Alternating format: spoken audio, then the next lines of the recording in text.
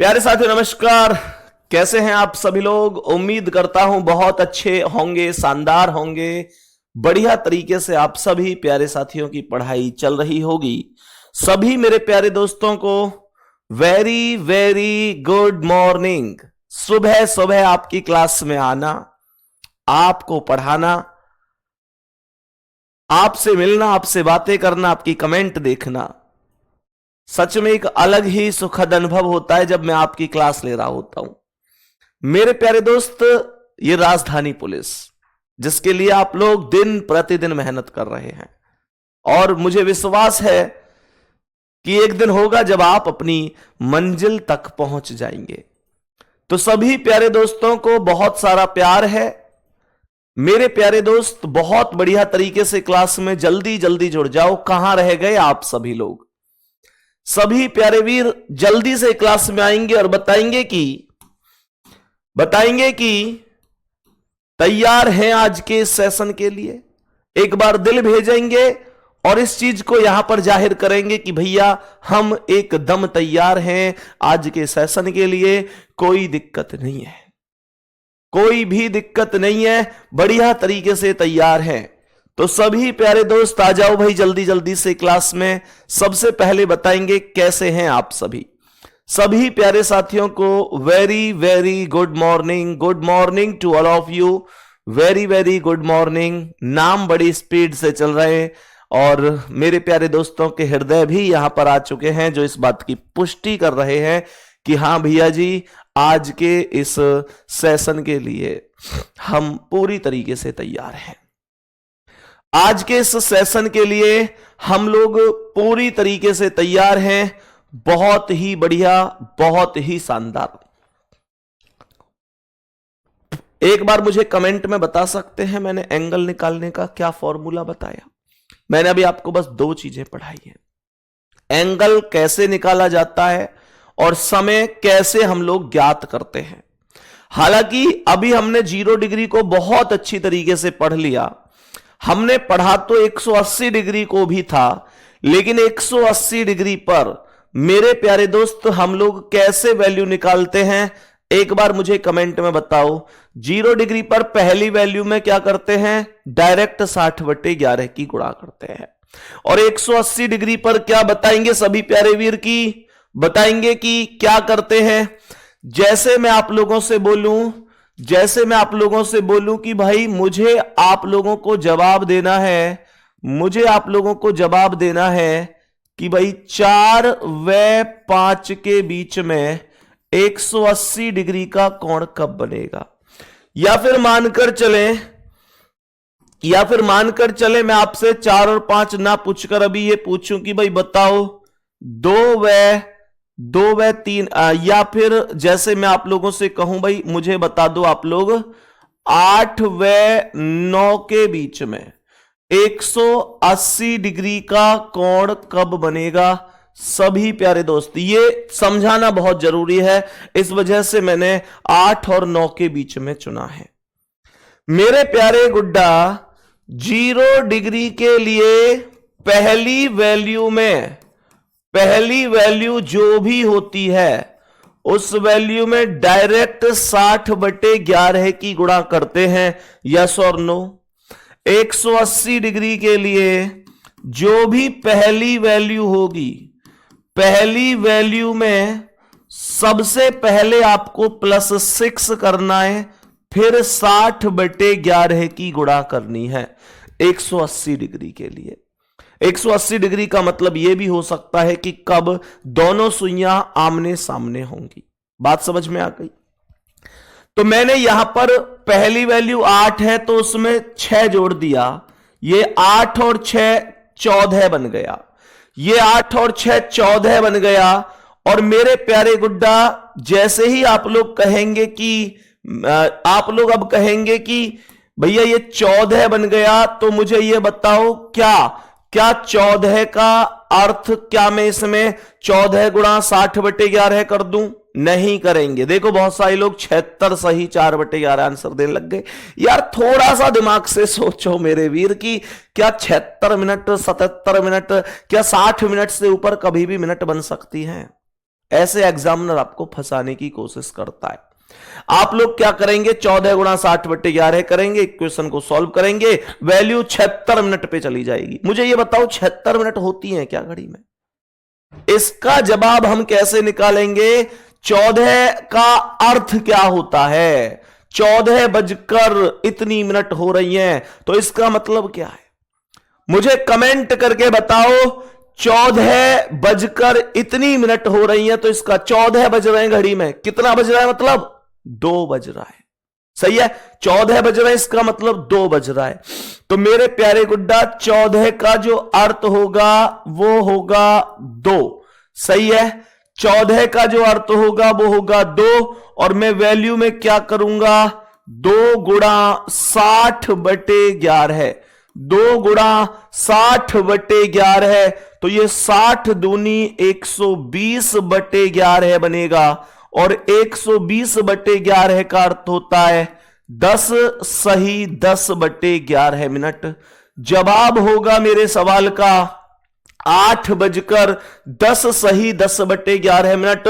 एक बार Thums up करो, दिल भेजो कि भैया कोई दिक्कत नहीं है। 14 जब कभी वैल्यू 12 को क्रॉस करके जाएगी तो मैं कभी एग्जैक्ट वैल्यू नहीं लिखूंगा। 13 का मतलब 1 लिखूंगा, 14 का 2 लिखूंगा, 15 का 3 लिखूंगा, 16 का 4, 17 का 5, 18 का 6, 19 का 7, 20 का 8, 21 का 9, ऐसे वैल्यू लिखी जाएंगी।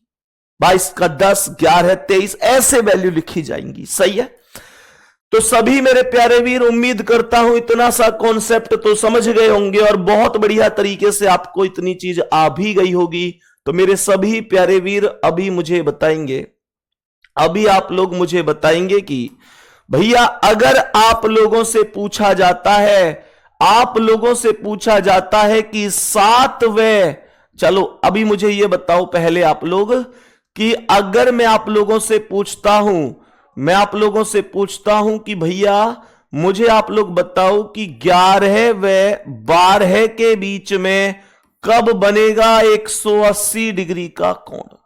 11 और 12 के बीच में कब बनेगा 180 डिग्री का कोण? क्या आप बता सकते हैं? तो इससे पहले मुझे एक सवाल और बता दो, अगर मैं आप लोगों से पूछूं, अगर मैं आप लोगों से पूछूं कि भाई मुझे आप लोग बताओ कि मुझे आप लोग बताओ कि मुझे बताओ 1 व 2 बजे के बीच में कब बनेगा 180 डिग्री का कोण, तो क्या आंसर हो सकता है? सवाल कह रहा है 1 और 2 के बीच में 180 डिग्री का कोण बताना है। तो मुझे यह बताओ ये 1 + 6 होगा कि नहीं होगा? मुझे बताओ 1 + 6 होगा, तो 1 + 6 का अर्थ क्या है? 7 है। तो ये बताओ क्या 7 का अर्थ कुछ और है? क्या इस 7 का कुछ और अर्थ बनेगा? सर 7 का कोई अर्थ नहीं बनेगा। बेटा वर्कशीट के लिए बार बार क्यों कमेंट कर रहे हो? मैंने तुमसे कहा ना, तुम्हारा रिवीजन कराना, तुम्हारी प्रैक्टिस कराना सब मेरी जिम्मेदारी है। टॉपिक समाप्त होते ही जिस दिन लास्ट क्लास होगी, लास्ट क्लास में पीडीएफ के नाम से फोल्डर मिलेगा, उसमें आपको वर्कशीट मिल जाएगी। हर एक टॉपिक के 50 क्वेश्चन आपको प्रैक्टिस के लिए ही दूंगा। प्रैक्टिस करते रहो, परेशान मत हो, ठीक है ना? मैंने ये खुद जिम्मेदारी ले रखी है कि आपको दिक्कत नहीं होने दूंगा, तो आप परेशान मत हुआ करो। पहले टॉपिक को तो कंप्लीट कर लो। डायरेक्शन हमारा डेमो का टॉपिक था, उसके बाद क्लॉक हमारा एप्लीकेशन पर पहला टॉपिक है। हर एक टॉपिक के बाद आपको 50 क्वेश्चन की पीडीएफ मिलेगी। मैं हर क्लास में ऐसे ही करता हूं, ध्यान रखना, परेशान नहीं होना है आपको। बात समझ में आ गई है? मैं आपको प्रोवाइड करा दूंगा। तो मैंने आपसे क्या कहा, एक भाई कह रहे हैं यहां कि 14 का अर्थ 2 कैसे आ गया? भैया घड़ी में 14 बज रहे हैं तो इसका मतलब 2 ही तो होता है। 12 के बाद 13 बज रहे हैं मतलब 1 बज रहा है, 14 बज रहे हैं मतलब 2 बज रहे हैं। सही है, तो यहां पर ध्यान से सुनेंगे, 7 गुणा 60/11, 7 गुणा 60/11 हो जाएगा, तो 60 × 420/11 होगा, 420/11 होगा। और जब आप इसमें भाग देंगे, 420 में जब आप 11 से भाग देंगे तो 11 तिया 33, बचे 9 तारी 0, 11 अट्ठे 88, ये 38 सही 2/11 मिनट बन जाएगा। ये 38 सही 2/11 मिनट बन जाएगा। मेरे प्यारे वीर, यही हमारे क्वेश्चन का करेक्ट आंसर हो जाएगा। 38 सही 2/11 मिनट होगा और यही हमारे क्वेश्चन का एकदम करेक्ट आंसर बनेगा। कोई दिक्कत नहीं है। मुझे आप लोग अब क्वेश्चन बताएंगे कि भैया अगर क्वेश्चन आपसे पूछा जाता है, क्वेश्चन आपसे कह रहा है कि 10 व 11 के बीच में, 10 और 11 तो ठीक है, चलो 10 और 11 के बीच में अगर पूछ रहा है कि भाई 10 व 11 के बीच में 180 डिग्री का कोण कब बनेगा, तो क्या आंसर बताओगे? 10 और 11 के बीच में आपसे पूछ रहा है। भैया 6 इसलिए प्लस करते हैं क्योंकि 6 बजे ही 180 डिग्री बनता है। बाकी मैं आपसे इतना कह दूं, आप ना हर चीज को ऐसे मत पूछा करो कि ये कहां से। इस चीज को समझो कि अगर इन चीजों में उलझ गए कि ये कहां से आया, ये वैल्यू कैसे आई, तो हर चीज को जानना आपके लिए जरूरी नहीं है। एक मतलब भाई वाली बात बता रहा हूं, आपको एग्जाम क्वालिफाई करना है, आपको पीएचडी नहीं करनी है। बात समझ में आ रहा है? और मैं आपको उतना पढ़ाकर चलूंगा कि अगर एग्जाम का स्तर यहां है तो आप यहां तक सीख के जाओ। बात समझ में आ रही है ना? अगर मैं इन चीजों पर ही आपको ऐसे ना, हर क्वेश्चन में फिर चीजें बनती हैं, ये कहां से आ गया, ये कैसे हो गया। समझो चीज को, जितना जहां पर जरूरत होगी मैं खुद बताता चलूंगा। तो मैंने यहां पर कोई बहुत बड़ी बात नहीं है कि 6 प्लस कैसे किया। 6 प्लस इसलिए कर दिया क्योंकि यहां पर 6 बजे ही 180 डिग्री का कोण बनता है। बात समझ में आ रही है? अब तुम कहोगे फिर आपने 12 प्लस क्यों नहीं किया था 0 डिग्री पर? 0 डिग्री पर आप पहली वैल्यू में डायरेक्ट 60/11 गुणा क्यों कर देते थे? क्योंकि बेटा 12 का जो अर्थ होता है ना, वो 0 होता है। 12, अब मैं आपसे कहूं भाई ये कितना बज रहे हैं, तो आप यही तो कहोगे कि 12:10 हो रही हैं, तो इसका मतलब 12 का अर्थ 0 है। तो अब आप मुझे बताओ, मैं पहली वैल्यू में 60/11 गुणा डायरेक्ट 0 डिग्री पर इसलिए करता था क्योंकि पहली वैल्यू में अगर मैं 0 को जोड़ भी दूंगा तो 0 जोड़ने पर किसी वैल्यू में कोई फर्क तो नहीं पड़ेगा। मैं कहता भाई 2 और 3 के बीच में 0 डिग्री कब बनेगा, तो 2 + 0 2 ही रहता। 8 और 9 के बीच में 8 और 0 8 ही रहता। इसलिए बात समझ में आ रही है ना? पहली वैल्यू में वहां पर 12 प्लस अर्थात 0 प्लस करने से कोई फर्क नहीं पड़ता। इस वजह से यहां तक उम्मीद करता हूं आपको बहुत बढ़िया समझ में आ गया होगा। और मैंने आपको नॉर्मल बात बताई है, 0 डिग्री के लिए पहली वैल्यू में 60/11 गुणा, 180 डिग्री के लिए पहली वैल्यू में पहले 6 जोड़ दो, फिर 60/11 की गुणा कर दो। तो यहां पर यह आएगा 10 + 6। 10 + 6 कितना होता है? 10 + 6 16 होता है मेरे शेर। तो अब मुद्दा यह है कि क्या जो 16 है, 16 गुणा 60/11 करूंगा क्या मैं? नहीं, 16 का अर्थ देखूंगा। 16 का अर्थ क्या है? 16 का अर्थ कितना होगा मेरे वीर? 16 का अर्थ 4 होगा। तो मैं इसे 4 गुणा 60/11 करूंगा और ये 60 चौक 240/11 हो जाएगा। 240/11 हो जाएगा। 240 में अगर मैं 11 से भाग दूंगा तो 11 दूनी 22, बच गए 2 तारी 0, 11 एकम 11, ये 21 सही 9/11। एक बार थम्सअप हो जाए कि कितने लोगों का सही हुआ है। सभी मेरे प्यारे वीर बता देंगे कि कितने प्यारे साथियों का ये एकदम करेक्ट आंसर है। सभी मेरे प्यारे वीर बता देंगे 21 सही 9/11 कितने लोगों का करेक्ट जवाब है। जल्दी से कमेंट करते हुए चलेंगे। क्या यहां तक बात समझ में आ रही है? कोई भी सवाल लगा लेना, किसी भी किताब में से लगा लेना, सवाल नहीं रुकेगा, ये तुम्हारे भाई का प्रॉमिस है। लेकिन एक एक चीज आपको ध्यान से पढ़नी है। क्लास में पढ़ने का मतलब पढ़ना ही होना चाहिए। मुझे बताओ मेरे गुड्डा, अगर मैं आप लोगों से क्वेश्चन पूछूं कि भाई मुझे आप लोगों को बताना है, जैसे आप मुझे अब बताएंगे कि जैसे मैं आप लोगों से क्वेश्चन पूछूं कि भाई 4 व 5 के बीच में कब 0 डिग्री बनेगा, 180 डिग्री। 4 और 5 के मध्य कब 180 डिग्री का कोण बनेगा? मुझे कमेंट करके इस सवाल का आंसर बता दो कि 4 और 5 के बीच में कब 180 डिग्री का कोण बन रहा होगा। जल्दी से बोलेंगे 4 और 5 के बीच में, तो यह आएगा 4 गुणा 60/11। 4 गुणा 60/11। क्या ये मैं सही कर रहा हूं? यस और नो में जवाब दे दो। यस और नो में जवाब दे दो, क्या मैं सही कर रहा हूं? आप लोग कहेंगे ना भैया आप सही नहीं कर रहे हो, आप सही नहीं कर रहे हो। बात ध्यान से सुनो, तो मेरे प्यारे शेर ध्यान से समझेंगे।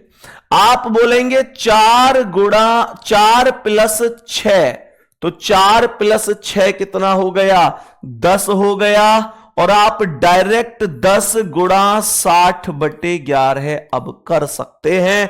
तो ये वैल्यू जो आएगी 60 दहाम 600/11 हो जाएगी। 60 दहाम 600/11 हो जाएगी। और 600/11 का अर्थ होगा 54 सही 6/11 मिनट।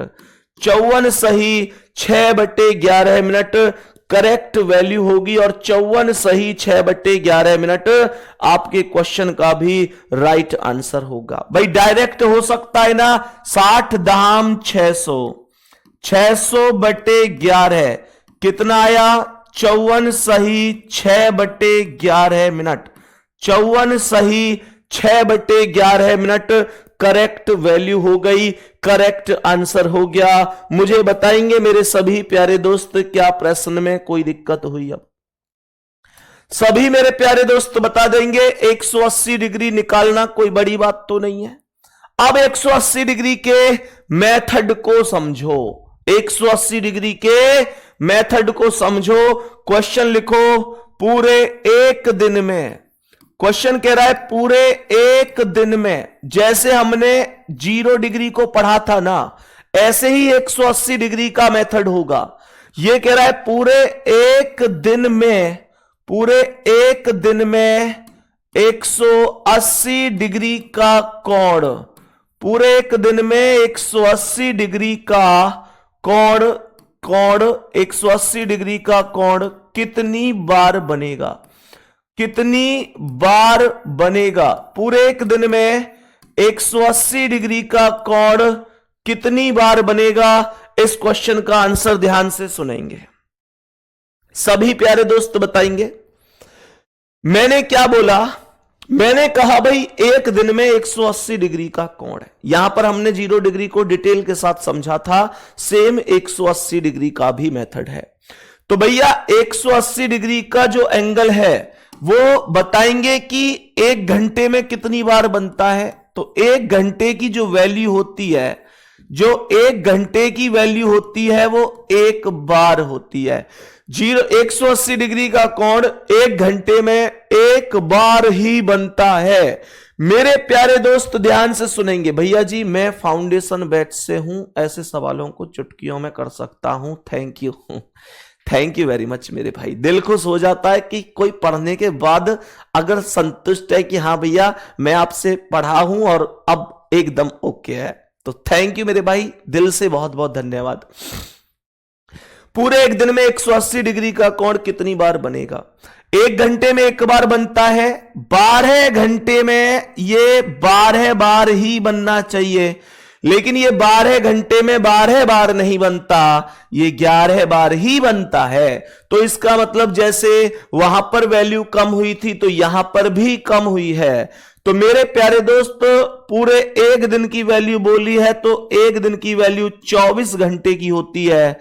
तो 11 का 2 गुना करना पड़ेगा और 11 का 2 गुना 22 हो जाएगा। अर्थात कोई आपसे पूछे कि भाई 180 डिग्री का कोण कितनी बार बनेगा पूरे एक दिन में, तो आपका जवाब होगा 22 बार बन रहा होगा। आपका जवाब होगा 22 बार बन रहा होगा, कोई दिक्कत नहीं होनी चाहिए। अब ध्यानपूर्वक समझेंगे आगे का कॉन्सेप्ट क्या है। मेरे प्यारे गुड्डा, यहां पर वो वैल्यू कौन सी है? जैसे मैंने 0 डिग्री बताया था कि 11 और 12 के बीच में 0 डिग्री नहीं बनता, और 12 और 1 के बीच में भी 0 डिग्री नहीं बनता। तो मेरे प्यारे दोस्त, सोचो कि वो कौन सी वैल्यू है जहां पर 180 डिग्री नहीं बनता। तो सभी मेरे प्यारे दोस्त उस वैल्यू को समझेंगे। मेरे प्यारे दोस्त बताएंगे कि कौन सी वो वैल्यू है जहां पर 180 डिग्री का कोण नहीं बनता। जैसे ये 12 है, ये 6 है मेरे दोस्त, ये 3 है, ये 9 है, ये 10 है, ये 11 है, ये 1 2 4 5 7 और ये 8 है। वो लोग एक बार जरूर दिल भेज देना जिनको मैंने जब पढ़ाया था तो वो क्लास में थे, उन्होंने उस क्लास को कर रखा है। कितने ऐसे साथी हैं जिन्होंने ये पढ़ रखा है जब मैंने 0 डिग्री को डिटेल में बताया था कि भाई 12 घंटे में 11 बार, 24 घंटे में 22 बार 11 और 12 के बीच नहीं बनता, 12 और 1 के बीच नहीं बनता। फिर उनसे कौन कौन से स्पेशल सवाल बनते हैं वो मैंने पढ़ा रखा है। वो कितने प्यारे साथी हैं जिन्होंने 0 डिग्री को कंप्लीट पढ़ा रखा है, जिन्होंने पढ़ रखा है 0 डिग्री को। ध्यानपूर्वक समझना। तो मेरे प्यारे दोस्त, यहां पर ध्यान देना, 0 डिग्री का कोण 11 और 12 के बीच नहीं बनता था। ऐसे ही 180 डिग्री का कोण 5 व 6 के बीच, क्या बोलेंगे, 5 व 6 के बीच, 5 व 6 के बीच 180 डिग्री का कोण। तो डायरेक्ट 180 डिग्री ही रहने देते हैं। 5 और 6 के बीच 180 डिग्री, और दूसरा ये कि 6 व 7 के बीच, 6 व 7 के बीच, 6 व 7 के बीच 180 डिग्री का कोण। ये नहीं बनते हैं, ये नहीं बनते हैं। ना तो ये 5 और 6 के बीच बनेगा, ना 6 और 7 के बीच बनेगा। उदाहरण के तौर पर समझना है गुड्डा, अगर मैं आप लोगों से कहूं कि 1 और 2 के बीच में कब बनेगा, चलो पहले 12 और 1 के बीच में, देखो अभी घड़ी में 12 बज रहे हैं, मैं 12 और 1 के बीच में 180 डिग्री का कोण बनाने की कोशिश करूंगा। 180 डिग्री का मतलब होगा जब घड़ी की दोनों सुइयां आमने सामने होंगी। मेरे प्यारे दोस्त ध्यान से समझते रहना, 180 डिग्री का कोण बनाना है जब दोनों सुइयां आमने सामने हो। ये देखो दोनों सुइयां आमने सामने हैं, 180 डिग्री 12 और 1 के बीच बन चुका है। समझते चलना, ये 180 डिग्री बन गया। अब मेरे प्यारे गुड्डा, अब मानकर चलो मैं ये अब 12 और 1 के बीच बन गया, अब 1 और 2 के बीच में बनाऊंगा। देखो 1 और 2 के बीच में 180 डिग्री का कोण कब बनेगा, चलते रहो, ये बन गया। 1 और 2 के बीच में 180 डिग्री बन गया, हाँ या ना। अब देखते हैं 2 और 3 के बीच में 180 डिग्री बनता है कि नहीं। 2 और 3 के बीच में 180 डिग्री बनता है कि नहीं। ओ ये बन गया। 2 और 3 के बीच में भी ये बन गया 180 डिग्री, बोलो हाँ या ना। 3 और 4 के बीच में चेक करेंगे अब, क्या 3 और 4 के बीच 180 डिग्री बन सकता है? क्या 3 और 4 के बीच 180 डिग्री बन सकता है? भैया भैया भैया भैया भैया भैया बन गया। 3 और 4 के बीच भी 180 डिग्री बन गया। अब 4 और 5 के बीच चेक करेंगे, क्या 4 और 5 के बीच में 180 डिग्री बन सकता है? ये देखो 4 और 5 के बीच में भी 180 डिग्री बन गया। लेकिन अब ये 180 डिग्री 5 और 6 के बीच नहीं बनेगा। देखो 5 बज रहे हैं, अब मैं 6 बजे तक जाऊंगा तो 180 डिग्री नहीं बन पाएगा। जैसे ही मैं चला तो 180 डिग्री देखते हैं बनता है कि नहीं। ये 5 और 6 के बीच में नहीं बना, ये बनेगा करेक्ट 6 बजे। 6 बजे दोनों सुइयां ऐसे ही तो होती हैं, ऐसे ही तो होती है। तो 5 और 6 के बीच में 180 डिग्री नहीं बना। 5 और 6 के बीच का मतलब होता है 5 से ज्यादा और 6 से कम।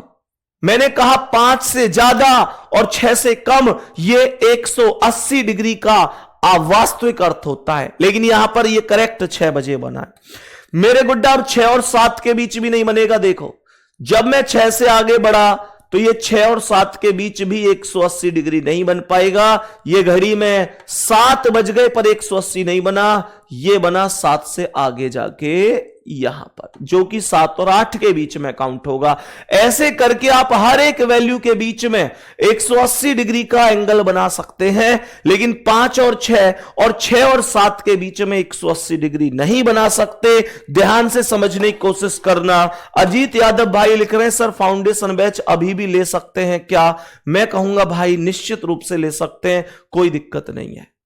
499 रुपए में वो बैच आपको अभी एप्लीकेशन पर मिल जाएगा। रीजनिंग की किताब जिस दिन आएगी, वादा है मार्केट में बाद में जाएगी, पहले आप लोगों के पास आएगी। और मैं वास्तविकता बता रहा हूं, अगर आप चाहते हैं तो कोई बुराई नहीं है। और अगर आपको यह लगता है कि भैया मुझे दिल्ली पुलिस कांस्टेबल देना है, और मतलब दिल्ली पुलिस का देना है constable, HCM, driver, AWO, TPO, तो फिर मैं ये कहूंगा फिर कोई आवश्यकता भी नहीं है। अगर आपको मानकर चलो, देखो मैं आपको एक ऐसा सजेशन दूंगा जो सजेशन केवल एक भाई की तरह दिया जाता है। अगर आपको दिल्ली पुलिस का एग्जाम देना है, आपका टारगेट केवल ओनली दिल्ली पुलिस है, तो दिल्ली पुलिस में आपका कांस्टेबल हो गया, HCM हो गया, दिल्ली पुलिस ड्राइवर हो गया, AWO, TPO हो गया।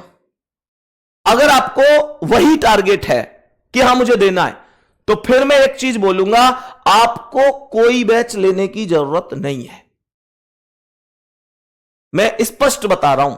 हालांकि मैं यह सलाह देते में हो सकता है कोई ले रहा हो और फिर वो ना ले, तो हो सकता है वहां मेरा नुकसान हो जाए थोड़ा सा, लेकिन मैं अपने नुकसान के या फायदा को देखते हुए आपको गलत जानकारी दूं, वो मुझसे नहीं होगा। मेरे प्यारे गुड्डा, अगर आपका टारगेट केवल दिल्ली पुलिस है, चाहे HCM, constable, AWO, TPO, driver, तो मैं इस यकीन बैच से आपको इतना पढ़ा दूंगा कि एक क्वेश्चन भी गलत नहीं होगा। आपको इस बैच के अलावा किसी बैच से पढ़ने की जरूरत नहीं है। क्या ये बात समझ में आ गई? बड़ी स्पष्ट बात है। ये जो बैच है ना, मैं इसमें बहुत मेहनत कर रहा हूं। अगर आपका टारगेट दिल्ली पुलिस है तो केवल और केवल आप यकीन बैच से पढ़ते रहो, आपको कोई भी बैच लेने की जरूरत नहीं है।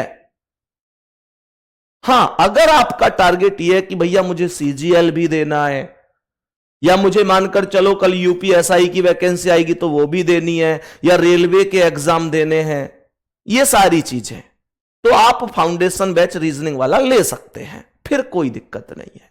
अब ये बाबू आपको पता होगा, ये आपको पता होगा कि आपका टारगेट क्या है। मेरी बात समझ में आ गई? मैंने बस छोटे शब्दों में बोला है। और मैंने क्यों बोला है कि भैया अगर आपका SSC टारगेट है अलग या UPSI है, क्योंकि वहां पर कुछ टॉपिक अलग होते हैं जो दिल्ली पुलिस में नहीं पूछे जाते हैं। तो मैं दिल्ली पुलिस का सिलेबस यहां एकदम जबरदस्त कराऊंगा। 2 बातें फिर से सुन लो एक ही लाइन में। अगर आपका टारगेट दिल्ली पुलिस है, चाहे constable, HCM, AWO, TPO, driver, कुछ भी, तो यकीन बैच से लठ गड़वा दूंगा। इसके अलावा कोई भी बैच लेने की जरूरत नहीं है।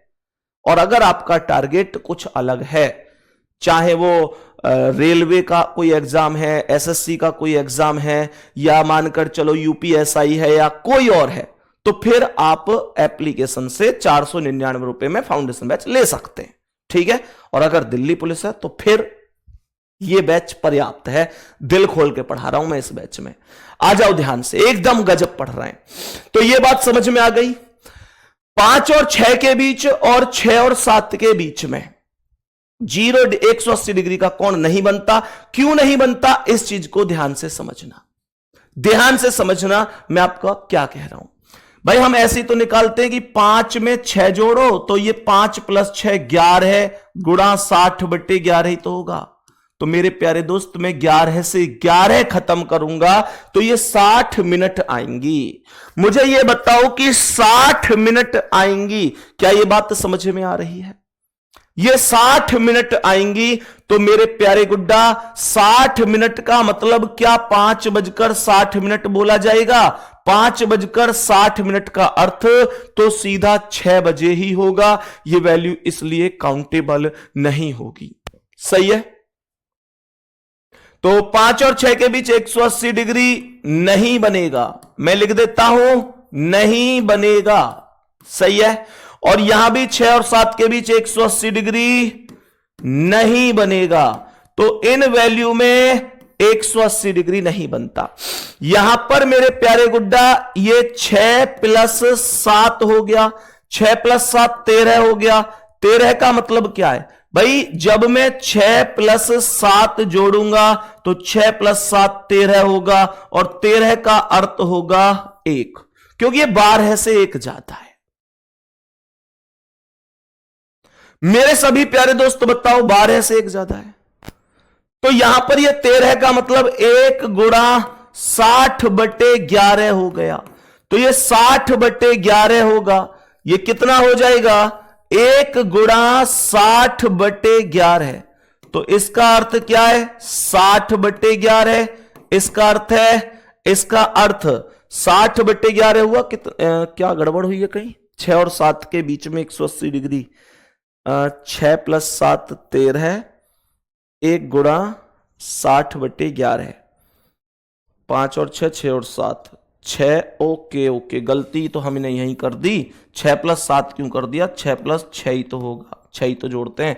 तो 6 और 6 12 × 6 और 6 12 हो गया। 12 × 60/11, और ये 720/11 हो गया। 720/11 का अर्थ है 65 सही 5/11 मिनट, और 65 मिनट होती ही नहीं है। 65 मिनट होती ही नहीं है, कोई दिक्कत ही नहीं है।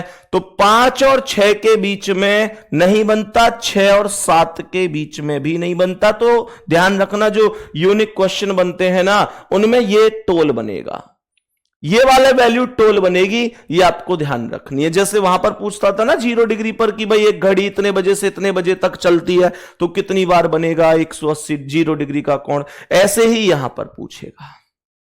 ये बात समझ में आ गई, ये बात समझ में आ गई। सर आप बिल्कुल भी स्वार्थी नहीं है, एकदम सही जानकारी देते हैं। भाई एक बात बताओ मुझे, मान के चलो कि मैं कह दूं कि भाई उस बैच को ले लो, और आपका तैयारी कर रहे हैं दिल्ली पुलिस की, तो यह बात ठीक है कि मेरे विश्वास पे आके आप उसे ले लेंगे। लेकिन आपका टारगेट दिल्ली पुलिस है, तो मेरा इस बात के लिए जमीर गवाही कैसे दे दे। जब आपका टारगेट ओनली दिल्ली पुलिस है, तो मैं आपसे कैसे कह दूं कि भाई आप उसे भी ले लो।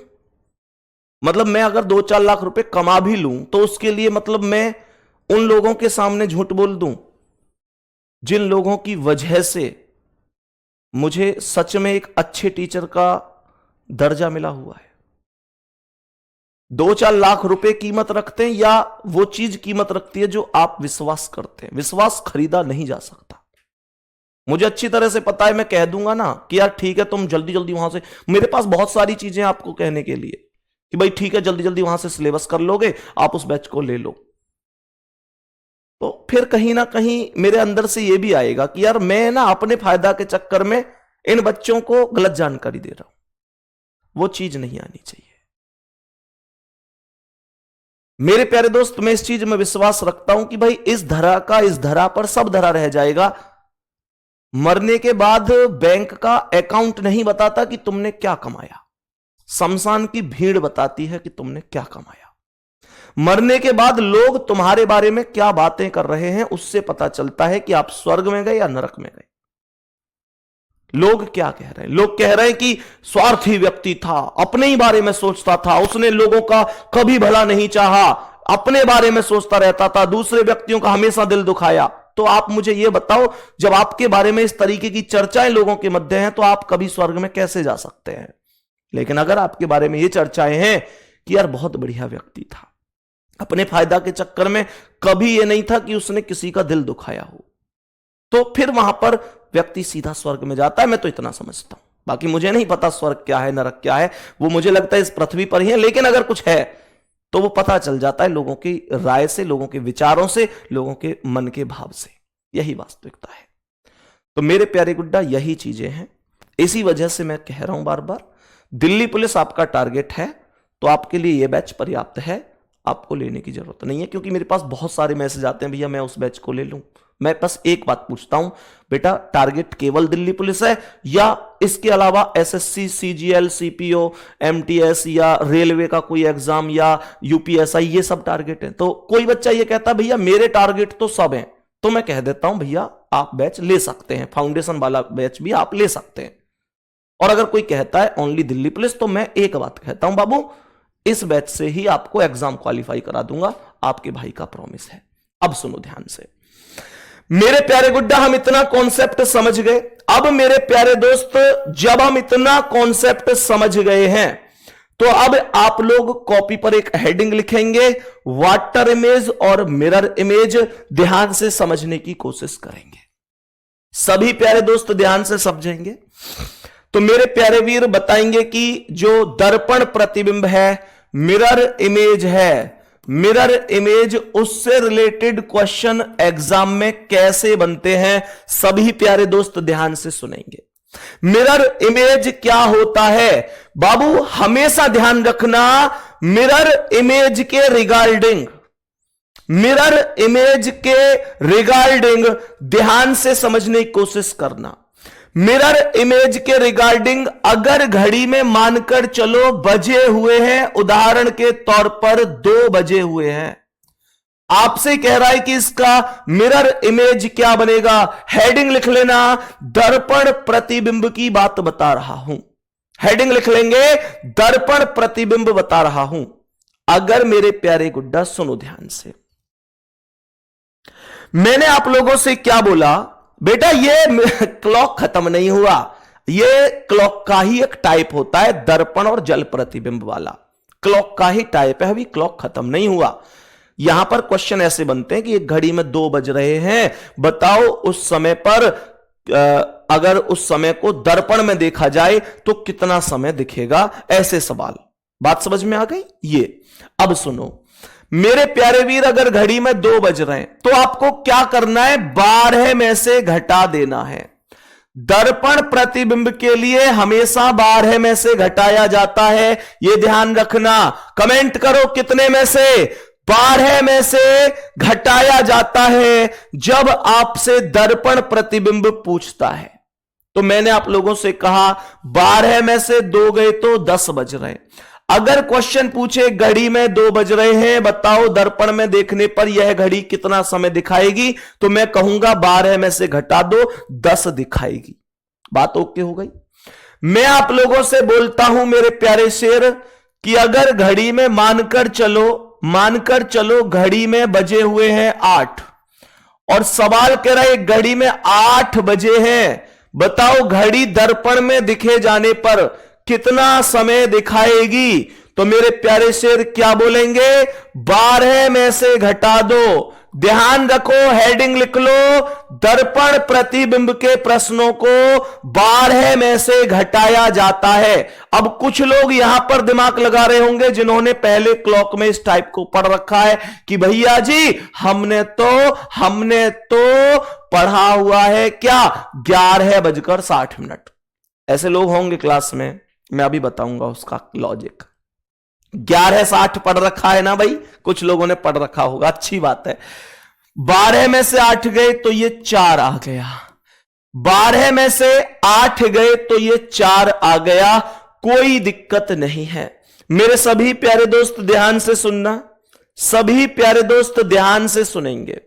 मेरे प्यारे गुड्डा, अगर आपसे सवाल कहता है कि भाई, आपसे सवाल कहता है कि भाई 10:50 हो रहे हैं, बताओ क्या आंसर आएगा। आपसे कहता है 10:50 हो रहे हैं, तो यहां मैं 11:60 का यूज करूंगा, 11:60 में से घटाऊंगा। क्यों भैया, यहां आप 12 में से घटा रहे थे, अब 11:60 क्यों कहने लग गए? अगर एग्जैक्ट वैल्यू घटवा रहा है तो मैं एग्जैक्ट 12 में से घटाऊंगा। एग्जैक्ट कैसे? यहां 2 बज रहे थे, मिनट कुछ भी नहीं थी, मिनट थोड़ी थी, यहां पर 8 बज रहे थे, मिनट कुछ नहीं थी, लेकिन यहां 10:50 है, तो मैं भी तो मिनट इंक्लूड करूंगा मेरे शेर, मैं भी तो मिनट इंक्लूड करूंगा।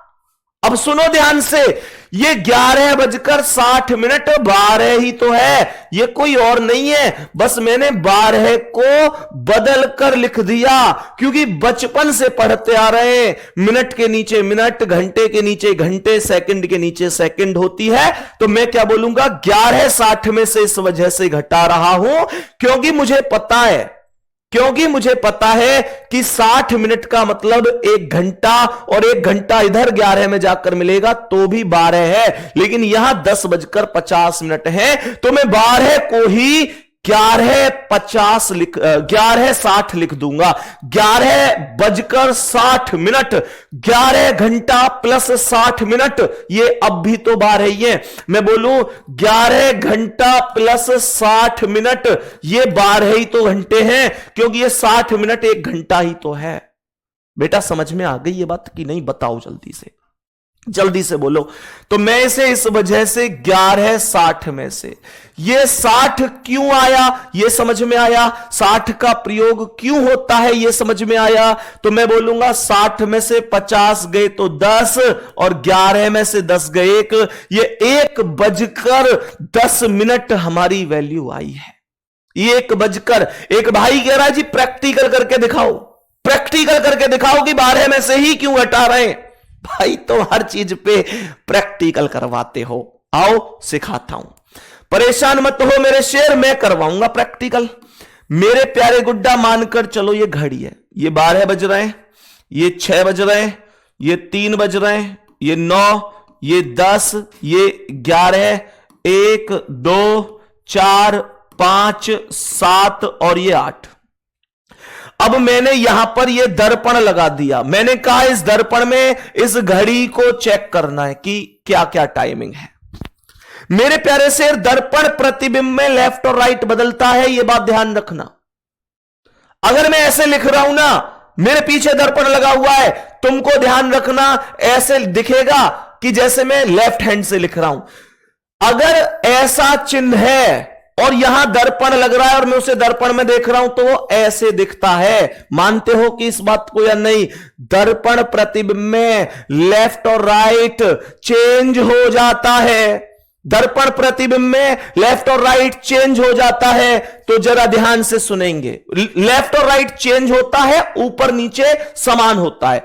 मैंने बोला लेफ्ट राइट चेंज होगा, मतलब बदलेगा, लेफ्ट राइट बदलेगा, और टॉप बॉटम मतलब ऊपर नीचे समान होगा। जरा ध्यान से सुनना, एक घड़ी में मानकर चलो मेरे प्यारे गुड्डा, मेरे प्यारे शेर, मानकर चलो कि 12 बज रहे हैं। तो मैंने क्या कहा, ऊपर नीचे तो समान रहेगा, इसका अर्थ है 12 बज रहे हैं तो 12 ही लिखा हुआ मिलेगा। बात समझ में आ गई? 12 बज रहे तो 12 ही लिखा हुआ मिलेगा। मानकर चलो मेरे प्यारे शेर, मानकर चले, यहां भी मैं समय लिख लेता हूं, 12 6 3 9 10 11 1 2 4 5 7 8। मानकर चलो घड़ी में बज रहा है 1, घड़ी में 1 बज रहा है, तो जो ऊपर वाली सुई है वो तो ऊपर ही रहेगी, पर ये जो राइट में 1 पे है ये कहां पहुंच जाएगी? लेफ्ट में 11 पर। तो इसका मतलब क्या है, अगर घड़ी में 1 बज रहा है तो 11 वैल्यू आएगी, 1 बज रहा है तो 11 दिखेगा।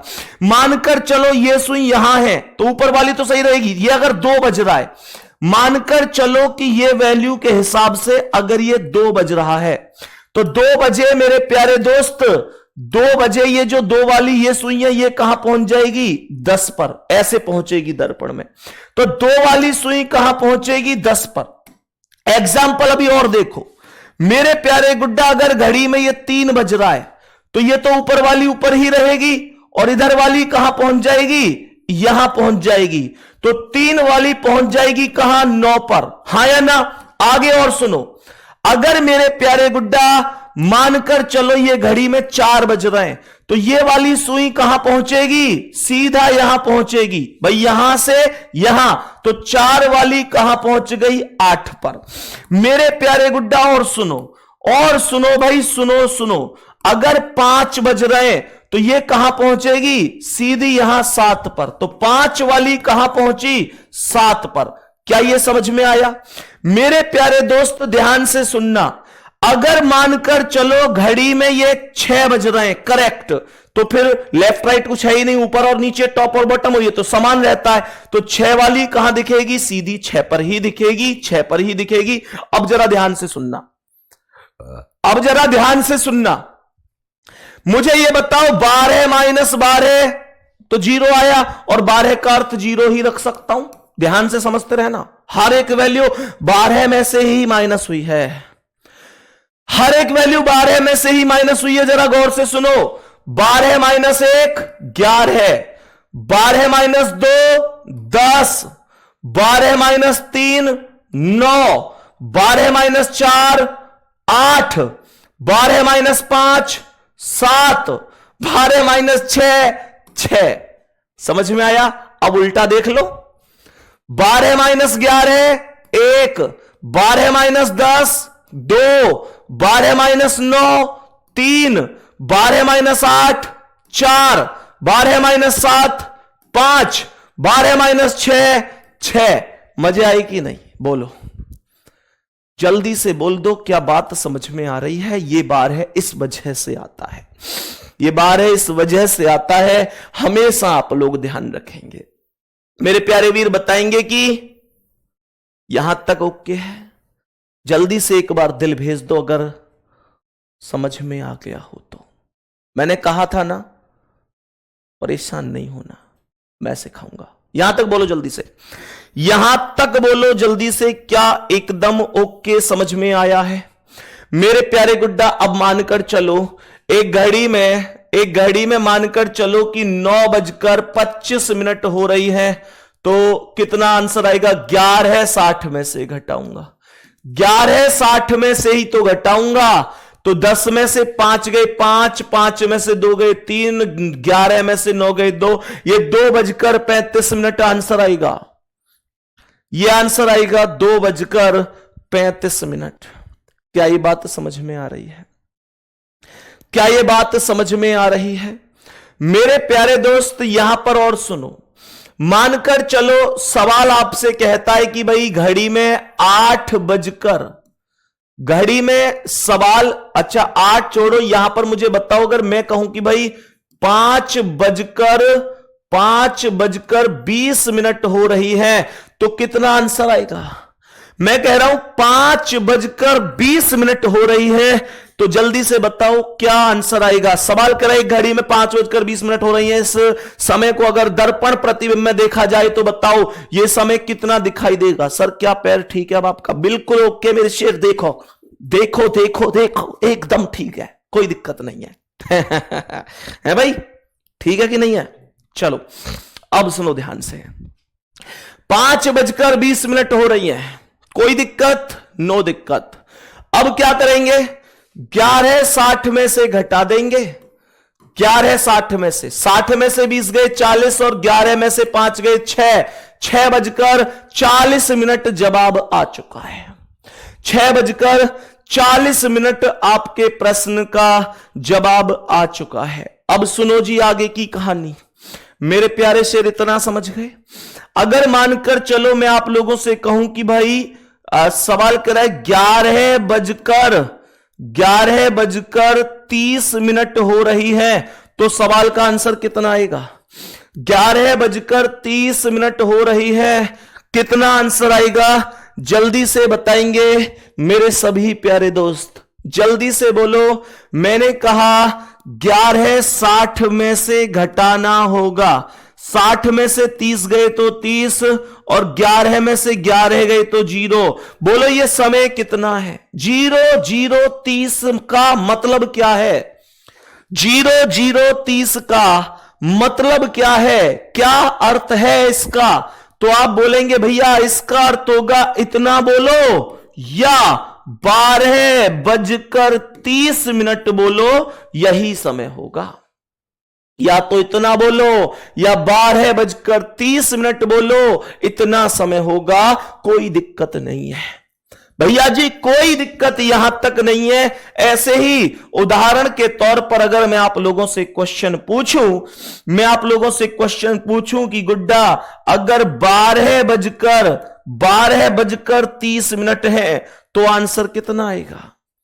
12:30 है तो आंसर कितना आएगा? तो क्या करना है? 11:60 में से ही घटाना है, 11:60 में से। लेकिन 60 में से 30 तो घट जाएगा, पर 11 में से 12 नहीं घट पाएगा। तो मैं ऐसी स्थिति में क्या करूंगा कि ये जो 12 है ना, इस 12 को 0 लिख दूंगा। क्या बोला मैंने बोला इस 12 को 0 लिख दूंगा।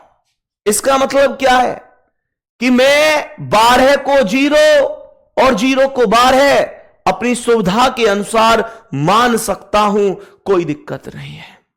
0 को 12 और 12 को 0 मान सकता हूं। तो ये जो वैल्यू 12 है ना मेरे वीर, इसे मैं 0 लिख सकता हूं। तो यहां पर यह वैल्यू सीधा 11:30 हो जाएगी। कोई दिक्कत ही नहीं है, कोई दिक्कत ही नहीं है। अच्छा एक और बात बताओ, मानकर चलो मैं लिख रहा हूं कि भैया सवाल अगर यह है, मानकर चलो मैं लिख रहा हूं कि सवाल यह है भाई साहब कि 10:50 और 20 सेकंड हो रहे हैं, तो आंसर कितना आएगा? 10:50 20 सेकंड। इस बार सेकंड भी आ गए, इस सवाल में सेकंड भी आ गए। तो हमेशा ध्यान रखना, अगर केवल घंटे हैं तो मैं 12 से घटा रहा हूं, घंटे के साथ अगर मिनट भी है तो मैं 11:60 में से घटा रहा हूं, और अगर सेकंड भी है तो मैं कैसे लिखूंगा? मैं 12 को कैसे, 12 का एक और बदला हुआ रूप लेकर आओ जिसमें सेकंड भी इंक्लूड हो। क्या लिख सकता हूं? 11:59 लिख सकता हूं कि नहीं? मैं इसे 11:59 भी तो लिख सकता हूं। तो मेरे प्यारे गुड्डा हम क्या करेंगे भाई? देखो 60 सेकंड का मतलब 1 मिनट, ये वैल्यू ऐसे ही तो आई, 11 घंटा प्लस 59 मिनट प्लस 60 सेकंड, यही तो वैल्यू आई। तो अब देखियो 60 सेकंड की 1 मिनट ही तो हो कर है। तो मैं इसे 11 घंटा 59 मिनट 1 मिनट जोड़ूं तो 1 मिनट इधर आके सीधी 60 मिनट, 60 मिनट मतलब 1 घंटा। बात वही तो हुई, बात समझ में आई गई तो एक बार दिल भेज दियो, कंजूसी मत करियो, फेंक के मारो, एकदम लगना चाहिए कि हां यार समझ में आ रहा है। सुनो ध्यान से मेरे प्यारे वीर, क्या बोलेंगे यहां पर ध्यान से सुनेंगे। तो मेरे प्यारे दोस्त ये क्या आएगा? 11:50 20 सेकंड का 11:59 60 सेकंड में से घटा दो, 60 में से 20 गए तो 40, और ये 9, 5 में से 5 गए 0 और 11 में से 10 गए तो 1:09 40 सेकंड आएगा। 1:09 40 सेकंड आ जाएगा। कोई दिक्कत नहीं है। सभी प्यारे दोस्तों को इतना सा मामला उम्मीद करता हूं समझ में आ गया होगा। मेरे प्यारे दोस्त यहां तक कोई दिक्कत तो नहीं है। अच्छा एक चीज और मेरे प्यारे वीर, एक चीज और, जो आप लोग टेलीग्राम पर मैसेज करते हैं, मैंने पहले भी बताया है कि आप लोग वहां पर टैग जरूर कर दिया करो, टैग जरूर कर दिया करो। टैग के बिना व्यवस्था नहीं बनती। ध्यान से सुनेंगे, मैंने आपको पहले ही बता रखा है, संदीप चौधरी RWA लिख लो भाई, टैग जरूर किया करो। आप लोग बहुत सारे संदीप नाम के इस स्टूडेंट को टैग कर देते हैं, फिर दिक्कत होती है। तो संदीप CHAUDHARYRWA टैग जरूर कर दिया करो, ठीक है मेरे भाई, ये आपको ध्यान रखना है। टैग जरूर किया करो, तब मैसेज आपका डायरेक्ट मेरे पास टेलीग्राम पर पहुंचता। नहीं तो आप जानते हैं 2 घंटे के लिए ग्रुप खुलता है, उसमें बहुत सारे मैसेज आते हैं। हाँ इसके अलावा एक चीज और आप लोगों से बतानी है। जैसे आप में से बहुत सारे लोग इंस्टाग्राम चला रहे हैं, तो मैं आप लोगों को एक चीज बताना चाहता हूं कि इंस्टाग्राम पर हमारे नाम से संदीप के नाम से ही कुछ लोगों ने मतलब फर्जी अकाउंट भी बना रखे हैं। तो आप लोग क्या करते हैं, वहां मैसेज करते हैं, उधर से वो बंदा आपका जवाब देता, तो आपको लगता है यार संदीप सर से ही बात हो रही है। तो मेरे प्यारे दोस्त ये ध्यान रखना कि जो आपको ऑफिशियल है कि हाँ भाई ऑफिशियल क्या है, तो ऑफिशियल वही है जिस पर वो होता है ना एक ब्लू टिक जो होता है, ब्लू टिक वो मैंने ले रखा है। तो जो ब्लू टिक वाला है वही ऑफिशियल होगा, सही है। हाँ एकदम यही है, स्पेस नहीं देना, संदीप चौधरी RWA बिना स्पेस के, कोई स्पेस नहीं देना, एस बड़ा है बाकी सब छोटे हैं। जितने भी लोग इंस्टा चला रहे हैं उनके लिए मैं ये जानकारी दे रहा हूं, ध्यान रखना। बहुत सारे प्यारे साथियों का फिर ये होता है कि भैया आपने ये कह दिया, मतलब कुछ लोगों ने क्या किया है कि फर्जी अकाउंट बना रखे हैं, बच्चों को लगता है यही टीचर है, फिर वो जो भी कहता है बच्चा उसी बात पर विश्वास कर लेता है। तो ध्यान रखना, जो मेरा ओरिजिनल अकाउंट है उस पर मुझे लगता है 1,80,000 से ज्यादा शायद फॉलोवर हैं, मैंने देखा नहीं बहुत दिन से, लेकिन उस पर उसका प्रमाणिकता क्या है कि हाँ भाई यही ओरिजिनल है, उस पर ब्लू टिक लगा हुआ है। जो ब्लू टिक आजकल बच्चे ले लेते हैं, वो हमने भी इस वजह से ही मजबूरी में लिया है। इसके 600-700 रुपया महीना तो खर्चों में, लेकिन मजबूरी में इसलिए लिया कि बच्चे को यह पता चल जाए कि हाँ भाई वास्तविक कौन है, नहीं तो फिर बहुत सारे फर्जी बच्चों ने ऐसी बना रखा है, तो वहां पर दिक्कत आती है। ठीक है, तो सभी प्यारे दोस्तों से यही कह रहा हूं, जितने भी लोग इंस्टा चलाते हैं, मैसेज करते हैं, कई बार बच्चा सोचता है हम अपने मन की बात तो अपने भैया तक पहुंचा दें, ये सारी चीजें, तो भैया ब्लू टिक जिस पर लगा हुआ है उस पर ही आपको मैसेज करना है। ठीक है, बाकी तैयारी करते रहेंगे बढ़िया तरीके से। ऑल द बेस्ट सभी को, धन्यवाद, और ऐसे ही मेहनत करते रहो। मेहनत कम नहीं होनी चाहिए, मेहनत कम नहीं होनी चाहिए। कहते हैं सफलता एक दिन में नहीं मिलेगी, पर मेरे शेर एक दिन जरूर मिल जाएगी, एक दिन जरूर मिल जाएगी, ध्यान रखना। तो मेहनत करते रहो, माता पिता के जो सपने हैं उन सपनों को पूरा करने के लिए जितनी जान लगा सकते हो उतनी जान लगा दो। ठीक है, और एक बार खुद से सोचा करो, एक बार खुद से बैठकर सोचा करो कि यार मैं इतनी पढ़ाई कर रहा हूं क्या, इतनी पढ़ाई कर रहा हूं क्या कि जिससे वास्तव में मेरा सिलेक्शन हो जाएगा। अगर मन से आवाज आ रही कि हां कर रहा हूं तो बहुत बढ़िया, नहीं आ रही तो उस मेहनत को बढ़ाओ, बढ़िया तरीके से पढ़ाई करो। हां भाई मेरे दोस्त, ठीक है, ओके, ऑल द बेस्ट, मिलते हैं अगली क्लास में, धन्यवाद, नमस्कार।